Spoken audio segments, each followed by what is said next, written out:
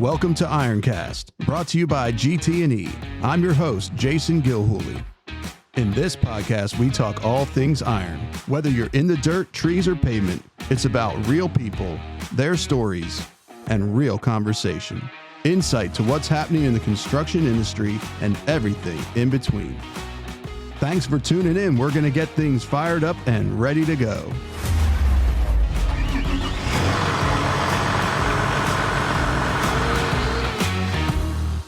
So how do we want to bring this thing in, Rachel?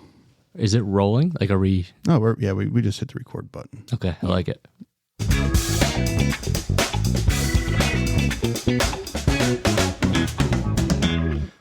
IronCast, podcast, record, engage. All rise for the Honorable John Jones in the IronCast studio. Welcome, John, to the podcast. Thank you, guys. I'm so honored to be here. I'm excited. I know we started talking about this 2 months ago-ish. It's been a little while. And I've been counting down the days. I got like the calendar in my office at home. You put the little red check marks? No, I have like the old school, like I peel the paper back each day and it shows the new number. Yeah. My wife's like, what's that for? I'm like, don't worry about it. Don't worry about my calendar. No, I'm super excited to be here and, sit down. I know, Jay, we talked a couple times briefly, but I don't really know you, and I don't know if you fully know me. And it's kind of neat to do this when we don't really know each other that well. But, yeah. We just know that we're going to get along, and that's it. We got a lot of things that we talked about preemptively on the phone. And yep. We've been to a couple things together. Yep. More recently, because I'm a CSA, you're a salesman. It's not like we're against each other or anything like that. We sometimes. Oh, that's true. But no, I think it's great to have a CSA and a salesman. Yeah. Actually, John's the first. Rachel, am I correct? John's the first salesman on the podcast. Yes, John, you are the first sales rep on the IronCast. Super honored. I am honored. And you're also the first employee of GT&E that is from our Bethlehem store. Awesome. I'm excited for that. I'm really excited to get to know you. And I'm sure a lot of other folks out there are excited as well. So, John, why don't you tell us a little bit about what you do here at GT&E, and then let's kind of work back from there and see where you started this whole endeavor. So I started back in 2023, September. So I've been here 2 years now. Came in as a key account manager for the Lehigh Valley. There's a lot of changes going on, but I've always had Lehigh Valley. Started in one county and then moved into the second county, Northampton, and been sales there ever since. Bethlehem's a smaller store for the company. Right. It only covers 2 counties for our AOR. But the Poconos are right above us, and then Sellersville is the other stores right beneath us. Mm-hmm. There's a lot going on there. I mean, there's a ton of warehouse projects going on. The Lehigh Valley is just a blooming area. And I think too, a lot of people are moving out of the cities and they're moving to the Lehigh Valley. And my wife and I, we've seen that firsthand trying to buy our first home, and 31 home visits, 24 offers. It took a lot of time. Oh, wow. Yeah. So, but no, it's a great area. Sales has always been my thing. I feel like. Okay. It was almost a blessing in disguise though, because I didn't know that.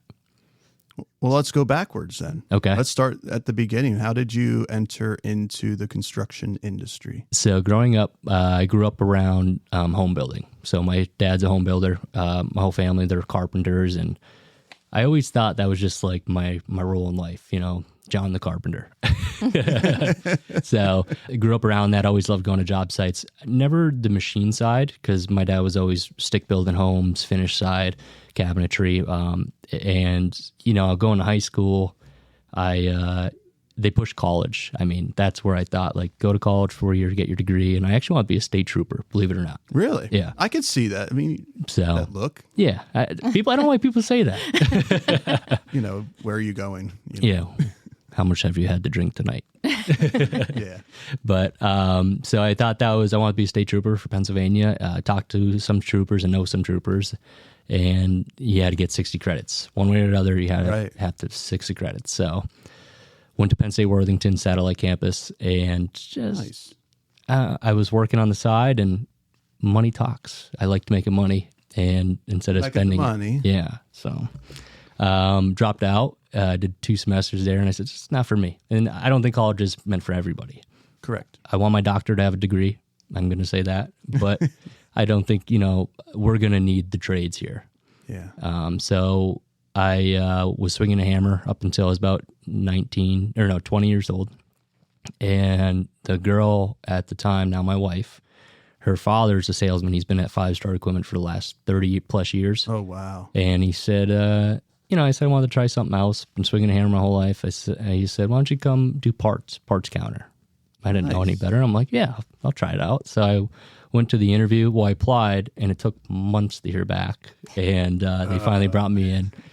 And I interviewed with the guy, and he's like, you're not a parts guy. I don't want you sitting behind the counter. He's like, why don't you go be a CSA? Oh. And I said, well, I should take that back. A PSSA. I don't know if Plaster had PSSAs. No, I was the OG CSA. So you guys always had back in CSAs. Plaster days. Yeah. Product support specialist advisor or something like that. That's what 5-Star had. But it is a CSA role. Sure. So I did that for 8 months. And I think that's the best way anybody could get into this realm of, iron and want to become a salesman or even be a CSA. I mean, CSA was a great position. Yeah. But you learn the machines from the ground up. So if somebody from my world who has no idea about equipment, I went to trainings, and I'm a hands-on learner. So going out doing undercarriage evals, having those tough talks with customers. Hey, you need these parts at 20 years old. A lot of these guys didn't believe me when I told them it cost them $50,000, and like, kid, get out of here. So I really cut my teeth on that, and it was fun. I was the only CSA out of Dunmore, so I had this huge territory, and like as a sales rep now, there's some customers you just don't call on because they're never going to buy a John Deere, and that's fine. That's totally fine. But as a CSA, you could sell them tracks. It doesn't matter what they're putting it on. We can get it. It's a big toolbox. Yeah. So I was in there for about a year, and then the sales position, they needed a guy in the Poconos opened up. And, I saw the success that my father-in-law had in sales, and I said, yeah, I'll try it out. And it's been history ever since. So I was up there until September 23. And my wife and I moved down to Lehigh Valley. I was commuting, which isn't bad. Mm-hmm. It's about an hour to the office. But the problem is it wouldn't be snowing in the Lehigh Valley or Scranton, but it'd be dumping in the Poconos. Oh, of course. So I'm like, yeah, it's getting a little Different dangerous. world up there. Yeah. Yep. So got to meet Derek, as my time as a 5-Star employee. And he actually reached out to me when it was Plaster still. And I just wasn't ready. You're talking about the infamous Derek Herr? Yes. You know about him. I do know him very well. I remember when he started. So Derek's a great guy. And he said, hey, we're going to have an opening in Lehigh Valley. This is still Plaster. And I said, change is hard. Change is hard for anybody. And I wasn't ready to step out. And I had some good things going for me. But then talking with my wife, we decided we're going to stay and plant roots here in Lehigh Valley. I said, okay. So fast forward a couple months, Plaster got bought by Groff. They also bought Murphy Tractor out of Pittsburgh. Yep, the acquisition happened. Yep. And he knew I was living down there, and he's like, why don't you stop by, have a conversation with Brian Borger, who was in Bethlehem. And I actually know Brian's dad from 5-Star. Of course, yeah. He's aftermarket sales manager. Yep. And, it just kind of fell into place. It was kind of a step away from my father-in-law got me in the industry, loved working with him. We still talk every day, but kind of want to step out on my own and, he always had my back, and now it's a little different, and I was ready to mature in that sense. So it was a good move, and now my office is 15 minutes from my house. Beautiful. So you can't beat that. Yeah, that's gold, man. I still feel like sometimes when I'm working from home, somebody's driving by my house from the office because now they know, and I can't hide at my house. But sales is nice because I'm on the road all the time. You have to circle the block a couple times to throw them off. Yeah. I thought about pulling in my backyard. I'm like, maybe I'll park the truck back there. But there you go. That's just my anxiety. I have bad anxiety. And that's something I thought was interesting. So you started, obviously you attempted to go into the parts department, and somebody saw like, oh no, yeah, this guy needs to be from out of the counter. Yeah. What was that like jumping into that CSA role? It was intimidating, and I was young too. So, a lot of guys, like I briefly mentioned on, like didn't believe me. And I also didn't have the experience to make them convinced that I knew what I was talking about. Right. So like I had this one scenario with a customer, he was a logger, and he had a 350D fully guarded up with guards, awesome looking machine. Yeah. And he needed bottom rollers. And, I got him aftermarket bottom rollers, and he goes, they don't fit. And I go, what do you mean they don't fit? And I'm scratching my head, and I'm thinking I did something wrong. What did I mess up? So I went back to Dennis Borger. I'm like, Dennis, these are wrong. He's like, no, they're not. But I'm like, why? What's going on? Yeah, so I took up text. We couldn't figure it out, and it came to a point that the customer's frame on his track was spread. So the rollers wouldn't fit. Yeah. And that was a learning experience. Every day is a learning experience to me, but he never apologized for beating me up on that I was wrong. And I said to myself, don't expect an apology. Just be happy they got the deal. Yeah. So, and he ended up buying a whole And be new happy bottom. that you figured it out. Yeah. So that was a learning experience to me. And, I cut my teeth that way. Yeah. And growing, guys be like, hey, you want to have a beer after? And I'm like, I'm not old enough to drink. I could watch you though. Yeah. So, but I loved CSA and all the different applications you can get into with like doing evals and checking on customers' equipment, and also following up sales. So like if a salesman sold a machine, going in and you have a reason to be there, that's a nice feeling. Sometimes with sales, you walk in and they're like, what are you doing? Yeah. We don't want to talk to you. How do you take that? Especially if it's a new customer, I'm not there to sell you anything. I'm just there for you to have somebody to call. And I try to, everything's relationship based. I mean, if you don't have a relationship, you're not going to sell. And I think that's something that's lacking today is relationships with these dealers. Everybody's kind of going like that corporate world. And I look back at Placer and I respect their years that they've done for the Lehigh Valley and Sellersville and Lebanon. That was family built. And I think that's something that we have to get back to. And if you could do that, especially with all these mom and pop contractors, they appreciate that. They do. So that's something I kind of carry myself. And my father-in-law taught me, this is built on a handshake, not through an email. Right. So I try to get, COVID was funny, but a lot of these guys, they didn't care about COVID. But, I was on site. Well, they were essential workers. Somebody had That's to keep going. Yeah. So, and I had that piece of paper in my sun visor. I had to say. So if I ever got pulled over, it's the reason why I'm out. But, this industry is built on relationship. And, it gets tough sometimes. There's going to be problems, but you just have to work it out. Yeah. At the end of the day, and be fair both to the dealer and to the customer. And if you could make that make sense, everybody understands. So how would you summarize your mantra or your core values in being a salesman? I'm real. That's it. Wow. I like to just be realistic, Yeah. I will never lie, and I will never say, oh, John Deere never breaks. It breaks. Well, they do. They all do. They all do. Yeah. There's, sales game, sales philosophy, whatever kind of fun word you want to put on it. Everybody has their own unique way of doing sales. And you shouldn't try to be somebody else. And that goes in general for life. Don't ever try to act like somebody else that you're not. But you can learn from other people, and you could kind of put that into your game.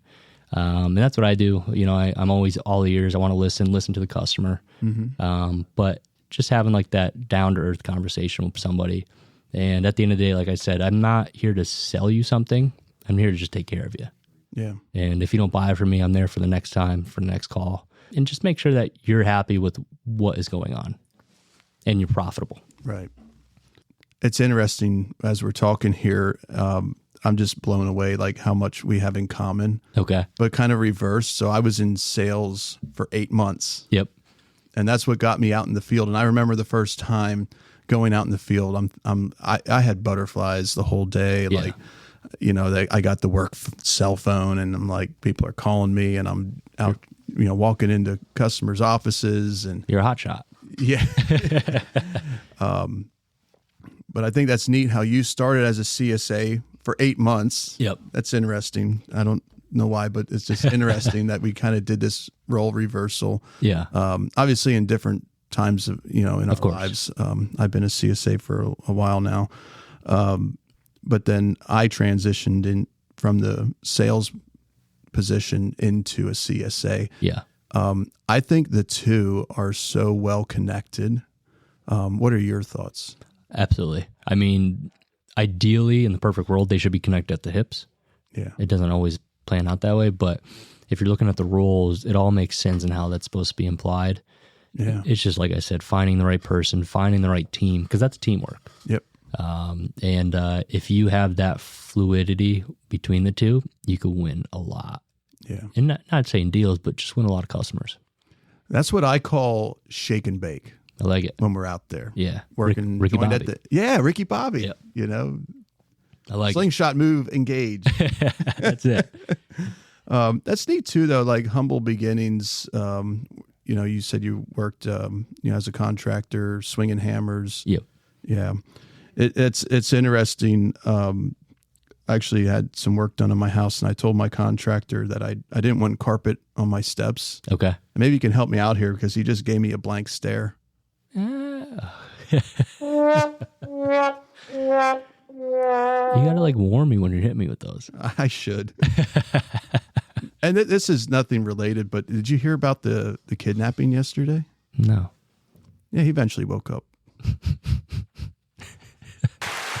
You got me. I like it. All right. I'm gonna take these home to my wife and tell her and be like, she'd be like, You're "Shut up. going to need those because I understand you have a baby coming. I got a baby girl coming." Baby girl. It's a girl. I didn't know that. Yeah. Nice. Yep. Oh, bless your heart. Thank you. I also have a girl. Yeah. Yeah. I'm kind of nervous because when we did the gender reveal at my in-laws' house, we cut into the cake, and I'm a boy. I want to have a boy first time, but I'm super grateful to have a healthy baby. But That's key. when we cut into the cake and it was pink, I looked at my wife with joy, and then I looked at my father-in-law. I don't know why. I just felt his energy, and he looked at me and he goes, "Johnny, I hope she's just like your wife." And I didn't know what to say to him. Good or That was bad. a hint, right? Yeah. So now they're sharing with me all the stuff of my wife Lindsay growing up and all the things she's did. Yeah. So I'm like, oh, I don't know. But no, we're super excited and looking forward to it. So even my wife's like, "You changed." I'm like, "What do you mean?" She's like, "I don't know. You're just like acting like a dad." And I'm like, "Oh, okay, I'll take it." It just all of a sudden turns on. Yeah, I guess so. I mean, I have been working on my dad bod though. That's what I'm going for. How many pizzas a day? Better question, like trays? Well, we say trays. You guys say pie, but like a full. Wait, what? Yeah. You also earlier called it Lebanon. Do I have an accent? You just don't say Lebanon. No, Lebanon. It's Lebanon. Lepnun. That's how we say it around here. Is that like a Lancaster thing? Lancaster, yeah. Okay. Yeah. We'll work on that. It's my squint and exit. We'll have Rachel do some edits to, I think Dub that should be in. it. You should bleep me. we should bleep. I don't have the bleep button. Every time you say Lebanon incorrectly, Lebanon. Yes. Just bleep me. Yeah. It'd be a long beep though, because it's like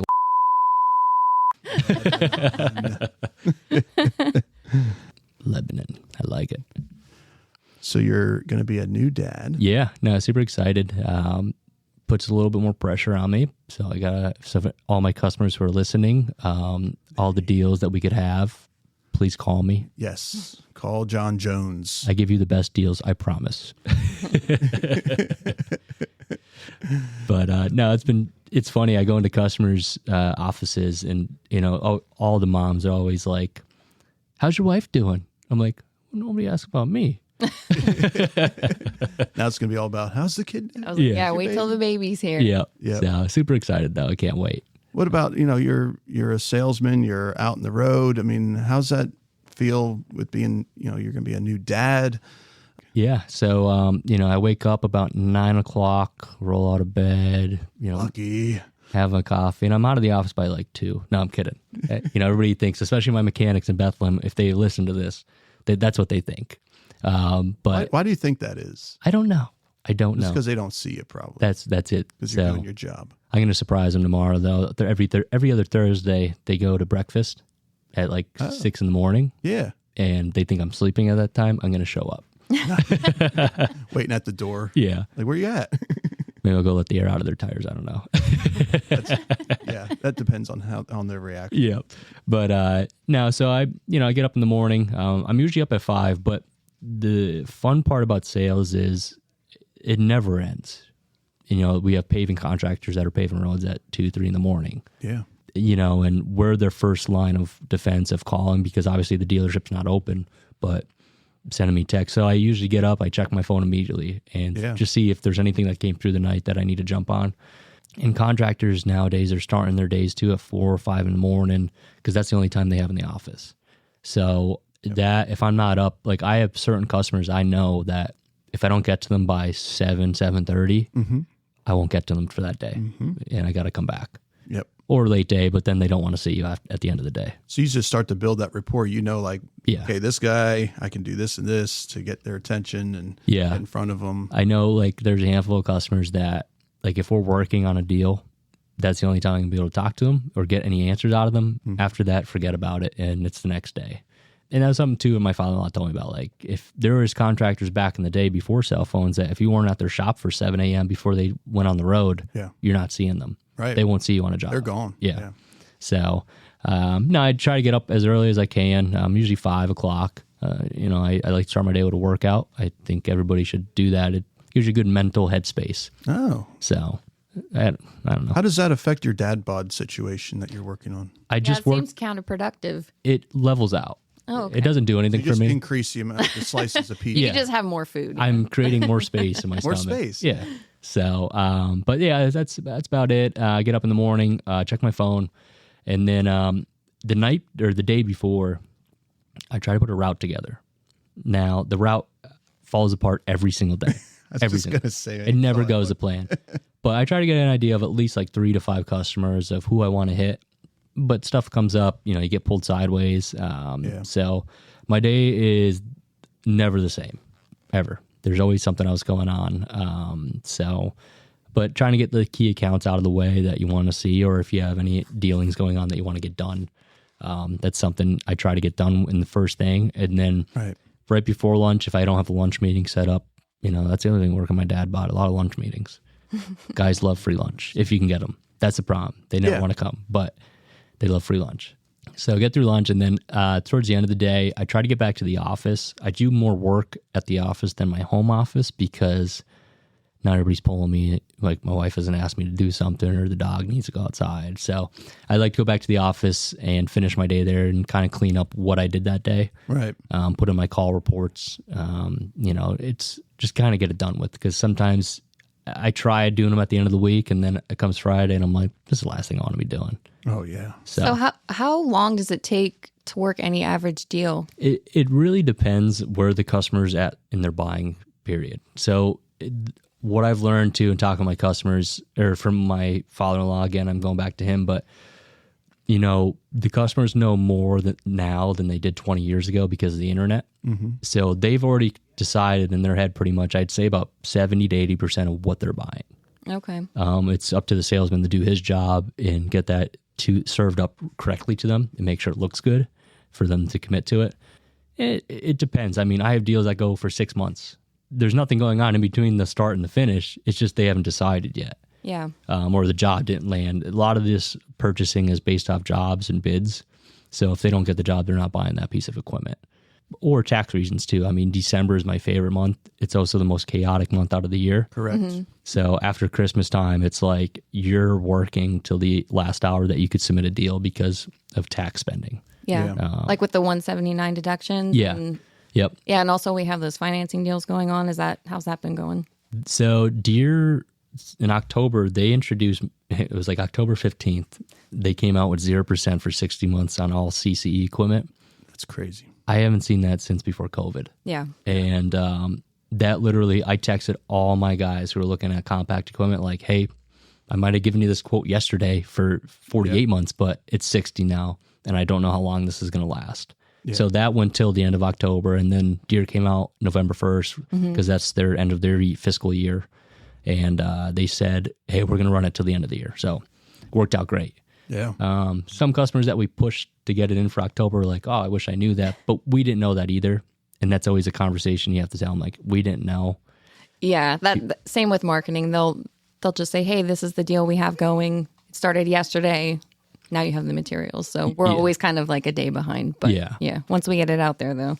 It's strategic from Deere, love them or hate them, but they're doing it on purpose. But, it's it also pushes the salesman to get the deal done. Like, hey, we got this time. Let's get it done. But no, that's been a huge help with the financing. I mean, across the board, we're seeing 0%, even on the large. With the CNF. Yeah, yep. CNF. Yep. So that's been a huge help. And I think it's gotten guys, at least I had a weird start to this year for sales.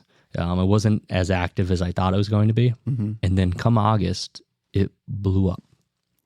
I'm super grateful, but I'm like, where were you the last, 7 months? So I don't know what happened. I don't know if it changed in the economy. I haven't seen any real deters in the economy, but maybe there is.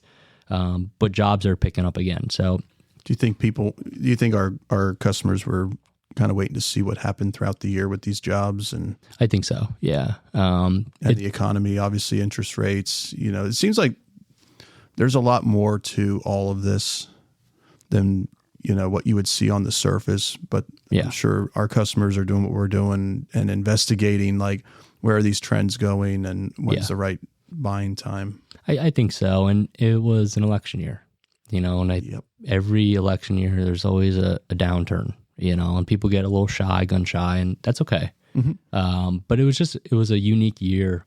And, if I knew what was going to happen in August, I'd be like, you're lying. That's not going to happen. But it's been crazy busy. So super excited. Customers, it seems now we've kind of, since the acquisition from Plaster to Groff, at least in the Lehigh Valley, it's people don't like change. Yeah. And that was a conversation that we had to have with every single one of our customers that, it might be a new name on the building, but we're going to come and take care of you. And especially me being new to the area, I wasn't their sales rep for the last 30 years. It's a new face.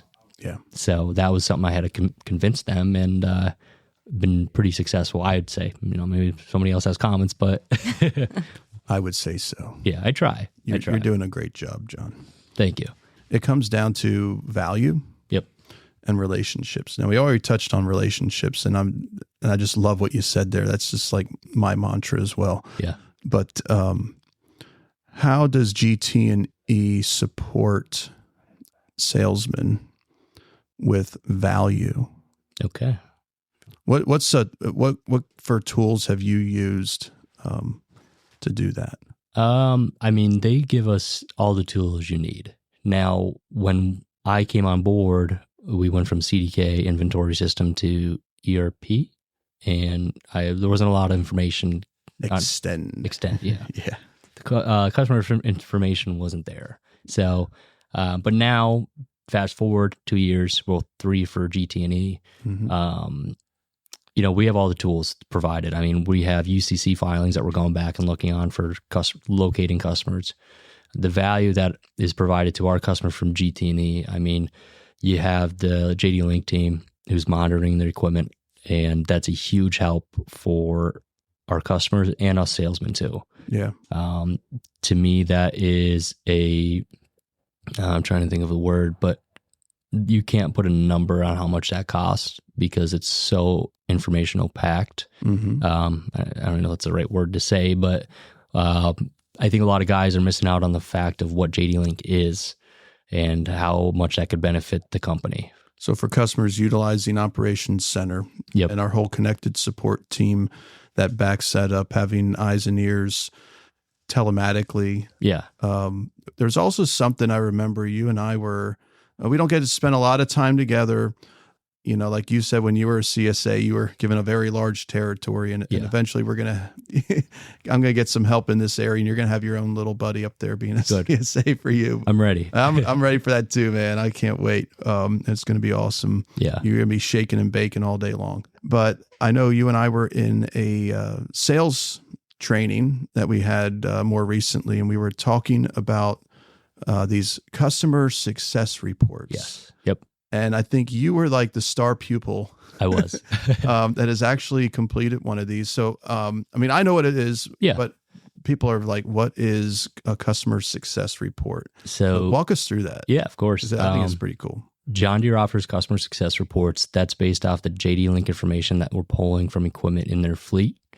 So I don't think there's a minimal amount. They probably would like to see like 5+ at least from equipment wise. But the JD Link telecommunication system that's in our equipment, that comes free in our equipment, and there's no subscription fee for this. So you got close to the mic. Yes, it's free. It's free. It's a tool that we could use to pull all the data out of this equipment, and it goes into a database, and then John Deere takes that information for that customer only, and we'll put it into different sections for idle time, fuel consumption, error codes, like how many codes it's thrown, just how many times the machine was turned on and off even. Right. And the nice thing with Deere is if you have a lot of job sites going on, it will give you a map printout, and they'll name that job site for you. So like one customer will be working in section A, and then all these pieces are in that little bubble. Right. So you can see exactly what tools are being implemented from that customer's fleet. And I'm excited to see where the future goes too, because John Deere, I firmly believe, is leading this technology with JD Link. It's free. And in case you didn't hear that, it's free. It's free. It comes with the new equipment. Which is why we call it value. Yes. Yes. And, we take this data back to the customer, and we put it in a nice spreadsheet that's not just numbers, but... it's a beautiful spreadsheet. Yes. I love spreadsheets, by the way.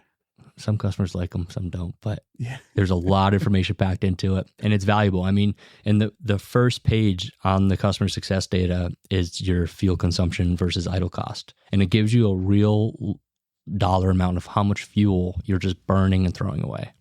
And, all of our equipment have auto shutdowns. They're not being implemented.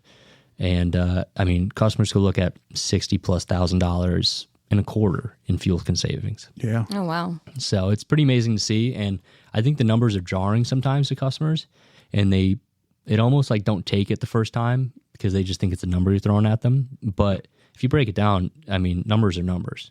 And your machine hour that it's giving us is the machine hour that's in the cab.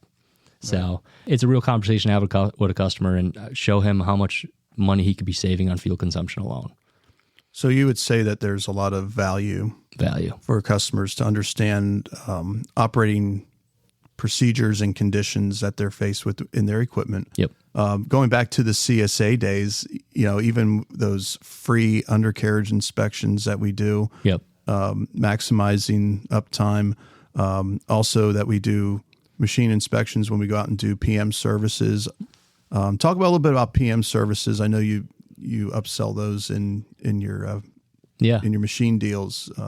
Yeah. So Deere really steps in too, and it's a Groff and a Deere collab on that. Mm-hmm. So when we do these PM packages, there's two different ones. You can just get the parts and fluids. The customer takes them if they have their own mechanics, which is fine. Or you get a full service kit where we will come to wherever that machine is and do a service on it. Yeah. The value is really in that full PM package, right? Because you're not touching that piece. We're monitoring it. We're taking oil samples. So if anything were to happen with that machine, we could track it. And when we give just the parts and fluids, we give the sample kits too. But sometimes we don't get them back. That's okay. But when there's a warranty fail, it's easier for us to go back to Deere and say, hey, we've tracked this oil. It's been fine up until this. This is a warrantable issue. Yeah, it's good having that track record. Yeah. So you had that fluid analysis training that Jay did. Yes. Yeah. And I actually because Jay just came back and did a training in Bethlehem, and they didn't invite the salesman. And I said, because it was a tech training, I'm like, I want to be there because it makes me more valuable to my customer when I understand what he's talking about. Yeah. When they're talking about soot levels on the back of a turbo vane, if you say that to some Joe Schmo on the street, you'd think you're talking about something crazy, but it's a real problem. It's a real deal. Yeah. So I like to be involved with all my trainings, even if it's not particularly sales related, just it helps you out on the streets. And I like street smarts. That goes a long way. Yeah. So, that's customer success though. In what did I say? Handbasket. Is that the saying? In a nutshell? In a nutshell. In a nutshell. Okay. Let's go. I've never heard in a handbasket. I might have just made that up. You should start saying that, though. That can be... That's in a handbasket. It's my sophisticated one. Thanksgiving's coming up. That's probably what I was thinking about. You think about food? Yeah, and my cousin shot a 8-pointer basket buck. That's probably why I'm thinking about it. It's in the back of my head. Yeah, basket buck. So why didn't the turkey go to Thanksgiving dinner?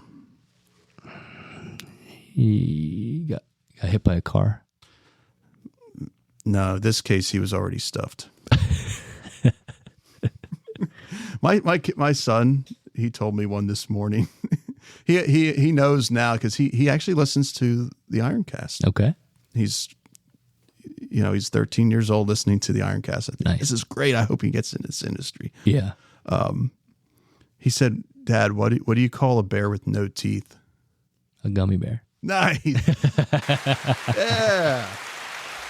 One of my friends got me a dad jokes book. So when I'm really bored, I'll sit in my chair and just kind of go through them a little bit. The chair or the throne? The throne. Yeah. I retain 0. Yeah, it's the problem though. Yesterday I swallowed some food coloring. The doctor, he said I'm okay. I just feel like I died a little. I like it. Yeah. Hey, what do you add to a bucket to make it lighter? I have no clue. Holes. Yeah, yesterday I can't believe somebody came into my house and stole all my fruit. It's crazy. Yeah, I'm peachless. Oh my gosh. Your kid tell you that one? No, I actually. Okay. That's one of my own. Sorry. That's okay. But I did make chicken salad yesterday. Turns out they prefer grain. There you go. That's better. You hit the wrong button on that one. I was going to try to see if you guys... That's better. Rachel, it looks like you have a contact lens problem. I know you're not wearing your glasses today. No, I'm but not. It looks like you're having a problem with your contacts. I can see just fine. It looks like you have no contact lens solution. A solution for what? Oh, geez, you've ruined it. I do have to say, though, John, you have a sweet beard going on. I trimmed it this morning. It's like so, like the line is there. I love that. I don't know. I always try to keep up on it. Yeah. I used to hate facial hair, but then it grew on me. Oh my goodness. Come on. I'm done. He's like, I quit. John, what else do you have for me? Anything good? Any good jokes or riddles or? I got like old school riddles. So I feel school. You want to kick it old school? Kick it old school. New quest. I heard of the story about a cowboy he rode in the town on Tuesday. He stayed 2 nights and he left on Tuesday. Oh, how do you do that? The horse's name is Tuesday. Oh, that makes perfect sense. Wow. What weighs more, 1,000 pounds of bricks or 1,000 pounds of feathers? They weigh the same. Is that true? Yeah, they weigh 1,000 pounds. They're both 1,000 pounds. 1,000 pounds of bricks or 1,000 pounds of feathers. I remember I asked my dad that and we got into an argument. Oh, really? Yeah. Well, you got to calculate the mass. Yeah. That's it for me for riddles. I think we're done. I think we got enough of those. Please don't turn this podcast off. I'm glad you came prepared, though. That was pretty sweet. Like I said, I ran through this whole conversation going to bed last night and on my 1.5 hour ride here. Oh, yeah. And it's going the way I thought. Yeah. Good. So good. I'm a prepper. I like to be prepared. It's good to be prepared. Yep. So let's talk about equipment. Okay. Because I'm sure that, you're a salesman selling equipment. You want to talk about some equipment today. It's my favorite thing to talk about. I'm curious, what is one piece of equipment that John Deere offers that you think is underrated? And why is that? The high-speed dozer. Oh, nice. They don't make it anymore, but what a cool piece of iron they made. Yeah. I think that Deere was ahead of the game when they came out with that, and people weren't ready for it. Yeah. Now, I think if you brought that back today, especially with everybody that's running scraper pans, right, it would fit right in with that fleet. So why do you think that is? I think the cost. And it came out right before the crash of 2008. Right. And it was a very expensive and new tool, just like, our smart grade and, grade GPS, all this stuff. Yep. It's got to hit the market at the right time. And even GPS. I mean, GPS has been out for so long, but it took a while for people to buy into it. And I think they just introduced that high-speed dozer at the wrong time, and it was a bad time for the economy, and it didn't work. So what is the primary difference between a high-speed dozer and then the dozers that are on the market today? It's on a, have you ever seen a picture of it? No, I haven't. So, here, I'll look since I'm allowed allowed to have my computer here. Pull it up, Jamie. All right. So what model was it again?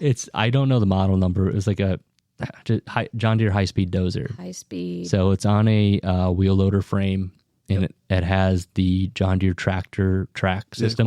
Quad track. Yep. Oh. Yeah. Oh, that's pretty fancy looking. It's pretty cool.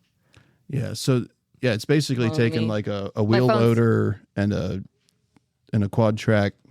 So they made it for how many years and then stopped producing it? It was maybe a year or two? Maybe 3, let's say, coming out of production and all that. Oh, wow.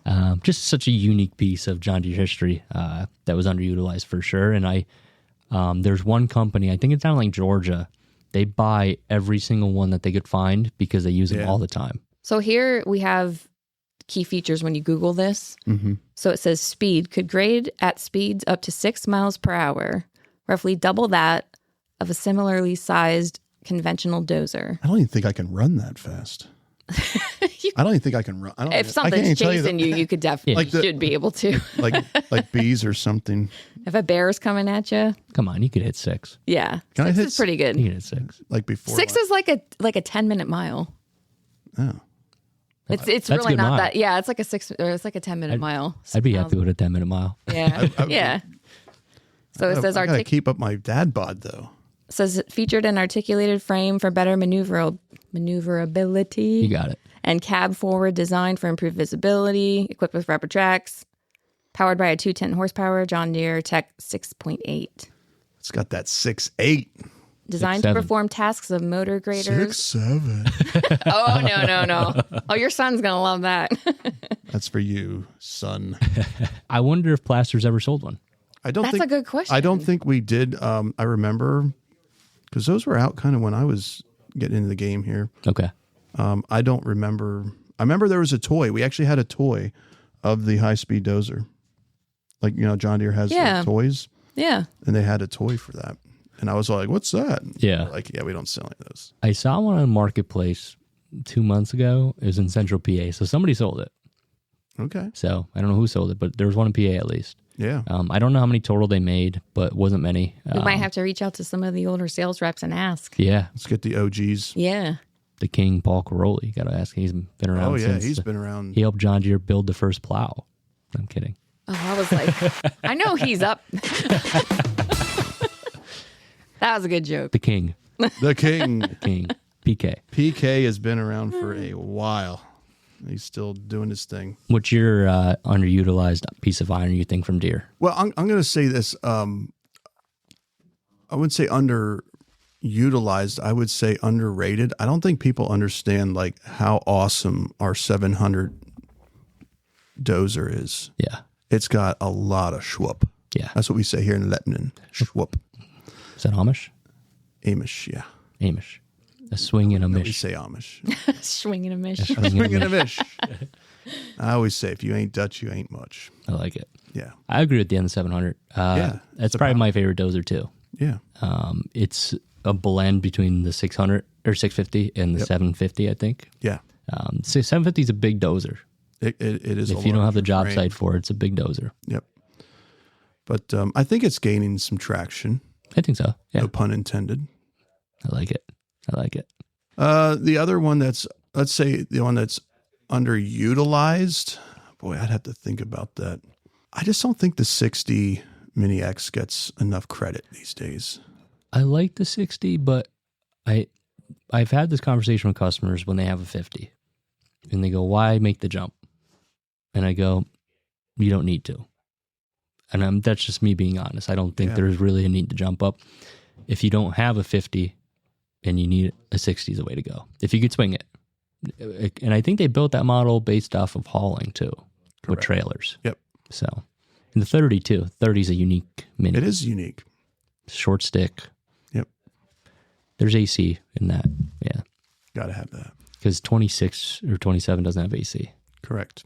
But now they're coming out with it. We're getting better and better. The Gen C excavators, also known as DEX. Explain. So the next 2 years, and this is public information. I'm not spilling the beans for Deere. Maybe I am. I don't know. But go ahead.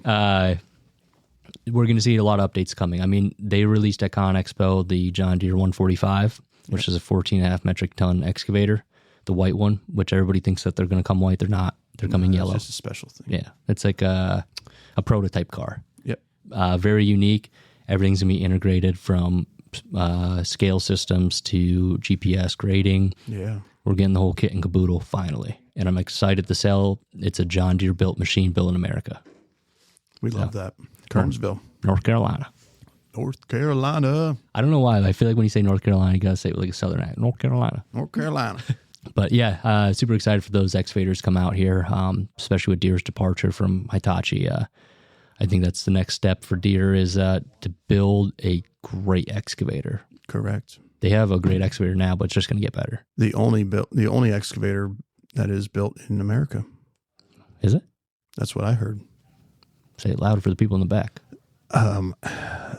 For those that did not hear me, the only excavator to be built in America.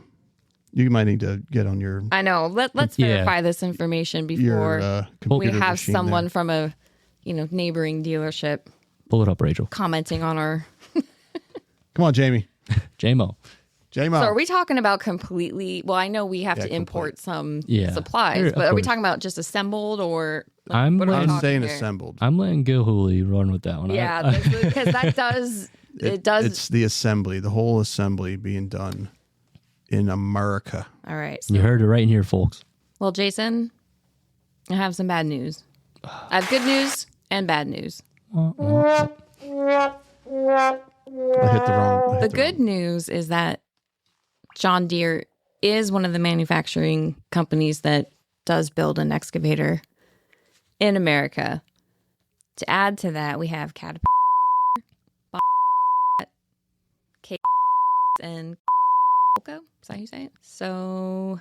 Yeah, you're on your own mountain when you said that. I wasn't going to commit to that. I cat too, but I was like, well, I don't want to... I don't want to name... Although I love cats, I just don't want to name We need a bleep button for when we say competitors. The beeps and the sweeps. And the sweeps, yep. Yeah. It says a longtime American company, John Deere, has taken over its own excavator manufacturing in the U.S. following its split with Hitachi. Sorry, Jason. I did want to ride that boat out with you on that one. It's okay. But you got to go down with the ship. I heard it somewhere. Sorry, Jason. That's all right. I'll leave it in. I'll just bleep out some stuff maybe. But okay. Yeah. I think I should get like a TV so you, like, the other podcast, they pull it up. And then both the podcast host and the... Oh, yeah. Then they can look up at what you're seeing. Yeah, that's a good idea.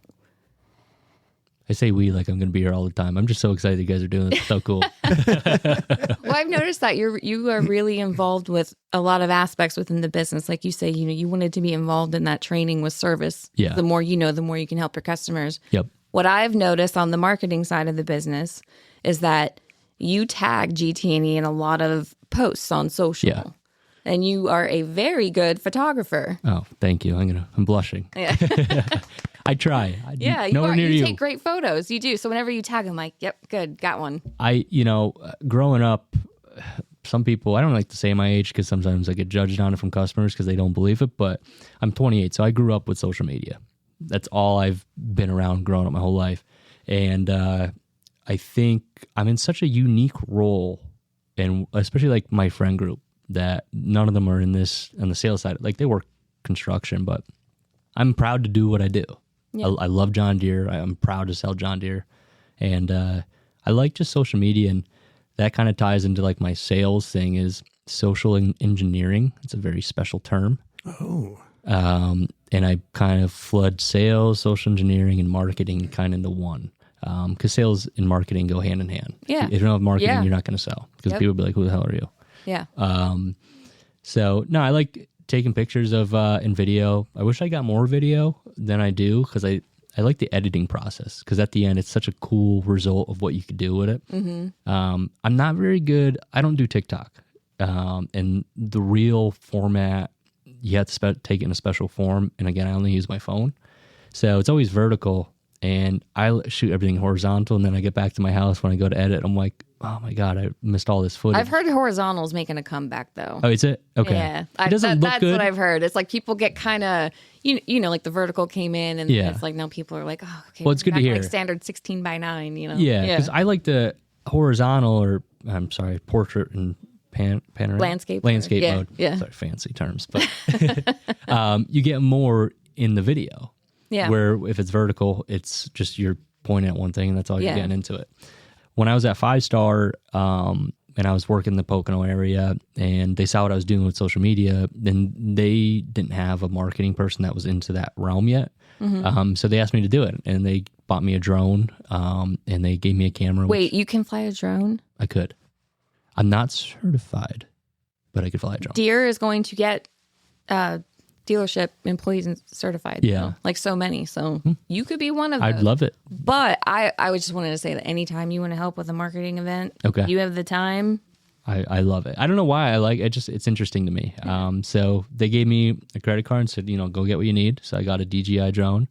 When you get shots off the ground, that changes everything. Yes, it does. Changes the game. Yeah. And just like going to a job site and you're shooting over, you're just doing a straight down shot of excavators working. It's the coolest scene you can see. Love it. So that bird's eye view.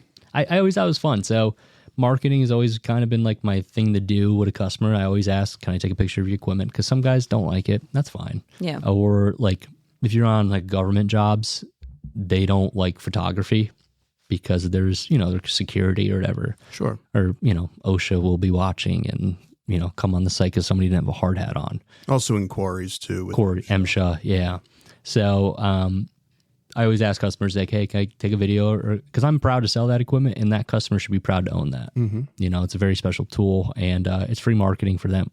So I always try to tag them unless they don't want to be tagged, or if it's like a demo situation, I won't post the customer because I don't want competition to know what I'm doing. Yeah. So I get a little, the old school guys, they don't like it. Like the others, like I've talked to sales reps and they're like, nah, we don't want video or pictures or whatever. But I think it's good to post, and I don't post a lot on LinkedIn because I don't know, it's like a professional landscape and I don't want to flood that with just like what I'm doing. I'll post one like once a month on there, but Instagram, I made a separate page that's just business, so I don't flood my friends who don't care about this stuff with the pictures of equipment. But so I have a Instagram. Go follow me, Deer_Jones, I think, on Instagram. Yep. Yeah. So we can put that in our show notes. Yeah, Deer Jones. Yeah, it's a good page. It's a good page. You post a lot of really good content. So I fell off when I first got back to Groff because I was just trying to get my landscape worked out with sales, and then I've kind of crept back into it. And my wife, my in-laws got me a camera, so I might incorporate it. I don't know yet. I got to practice. So what camera did you get? I got the Sony A6400 mirrorless, and I fell down an entire rabbit hole of what I wanted: mirrorless, DSLR. Am I even using DSLR in the right terminology when I'm looking? Yeah. So Nikon, Canon, Sony. Welcome to your new addiction. Yeah. Now you're gonna need you'll buy one thing and then another thing, and before you know it, you'll just have. I didn't realize, I watch all these YouTube videos about like what cameras to buy, and they're like, the camera body itself is one thing, but the lens is the more important part. And I didn't realize that. Yeah, you were going to get more out of that lens than you are the body. Yeah. So it's all about that lens. All about that lens. Yep.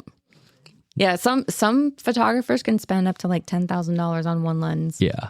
Especially if it's like a really long focal length, like if you're really zooming in, wildlife photography and things like that, they can spend a lot of money. Wow. And that's what I thought about doing, was taking it hunting with me, because I'm sitting in a tree stand all day, bored out of my mind, waiting for that buck or doe to come through. And there's always like squirrels messing with me. And I'm like, I got some cool shots of squirrels. Oh, wait, squirrels mess? So they like drop nuts on you? No, but they chirp at you, and they'll like wrestle in the leaves, and you think it's a deer coming in, but it's just a squirrel like fighting another squirrel. That's interesting. Yeah, I try to stay off my phone. It's like my free time of like no phone. So I get in the tree stand and I just like look around. But so I'm like, maybe I'll bring a camera and take pictures while I'm up there. Have you found that posting on social helps with your customers? I've sold machines through Instagram. That's awesome. Yes. Okay, yeah. Great. And I know another sales rep out of Sellersville, he connected with a guy that was out of Florida, and he sold a piece of equipment to that guy. So tell me about, if you can give me like a shortened summary, how did you sell the piece of equipment through Instagram? Did they see one of your stories or? Yeah, so like stories are the best because everybody checks stories. It's almost, I think more people, and I even catch myself doing it, I'll check a story before I scroll through and see what somebody posted. Posting's a longer form, but I'll post like a trade even, like, oh, I'm bringing this back today, here's the price. And I've had guys swipe up, and it might not be that machine, but it got their wheels turned of what they need. So they'll send me a message and say, hey, I don't want that, but do you have this? And I've connected the dots, and that's pretty much sales, is just connecting dots. Customer tells you what they're looking for, you got to find it. That's awesome. I post promos sometimes, and everything that you post, I try to share, just to like my audience, if they're not following Groff, which you should go follow Groff Tractor on all social media platforms, except Twitter. I don't know if we do Twitter. Not or anymore. X. Yeah, X. That kind of... I don't use Twitter anymore either, or X. It got really dark. Yeah. So, yeah. So that's one way of communicating with customers, especially younger generation. I mean, the customers are getting younger as the elders are stepping out, retiring. It's a natural process. Yeah. So I love it. And it's fun to connect with customers. And I've connected with guys through social media and then met them in person and, have great relationships with them. That's great. Now. It also kind of puts out there like who you are. Yeah. People can learn a little more about you. And it's intimidating to meet somebody for the first time, and that kind of breaks the ice. Yeah. Yeah. So, and the same with the podcast. That was part of the vision with that too, is like, there's been a lot of changes, but we're all still here to the customer. Yep. That's right. Yep. And I think it's the podcast too kind of opens the curtain to if a customer listens, to understand, hey, we're people too. Yeah. We're all here to make money and take care of each other.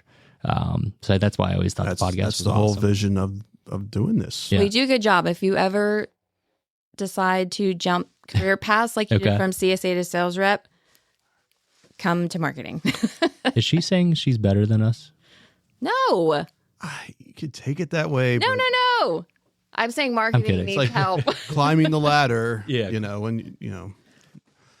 I've said this since day one. There are a lot of really good, talented employees throughout the company. Yes. And marketing should utilize everybody that we can. Like we have a CSA who's, the host, and you and Dana Schreffler, he's a great photographer. Yeah. Yeah. I don't know if he has a camera, but he should get one. I know I've told him that before, but now you're starting this, and it'll be really nice to see where you go with it. Yeah, I'm excited. And I want to get back into video too. Video's fun. Video's great. It's a pain, but it's fun. Yeah. I should say the result's fun. Yeah. And my problem I have, this is my dream job. And my wife's going to be like, where did he make this up if she listens to this? But I love music. Like, I love all types of music. I listen to all types. I would love to be like the song picker for movies, for like scenes in movies, like what song should go with that. And like I'll watch. I was watching Landman. I love Taylor Sheridan. I think his directing role is awesome, and the music he implies in those shows. Maybe it's because it's the same genre I like. He like hits it out of the park. What genre of music are you referring to? Like I like all types, but like he will go to like not like top producers. Like he's not going to put a Luke Bryan song in a show, but like Turnpike Troubadours. I don't know if you've ever heard of them, but it's like a country artist. They're known. They're getting bigger. Like they opened for Zach Bryan last year, but like the smaller guys he's bringing up into the world. So I like that, and that would be like my favorite. When I hear a song, I think of like a scene in my head what that would go with. I don't know why. Maybe I'm messed up. The next time I make a video, I'm gonna send it. I'll text it to you, and I'll say, "Give me a song." I will, but the problem is the copyright. That's the problem. That is an issue. And I think like even YouTube is kind of, they were bad about it, and then they let it go for a couple of years. Yeah. And now I think they're getting worse again about it with the copyright. But that's a dream job of mine. I don't know why, but. So I like that you're sharing quite a bit of your interest here. What people are getting to know you here. I mean, you can add being on a podcast to my resume. Your resume. I can put it on LinkedIn under like my careers, and put podcast guest. Podcast guest. Yeah. IronCast guest. The IronCast.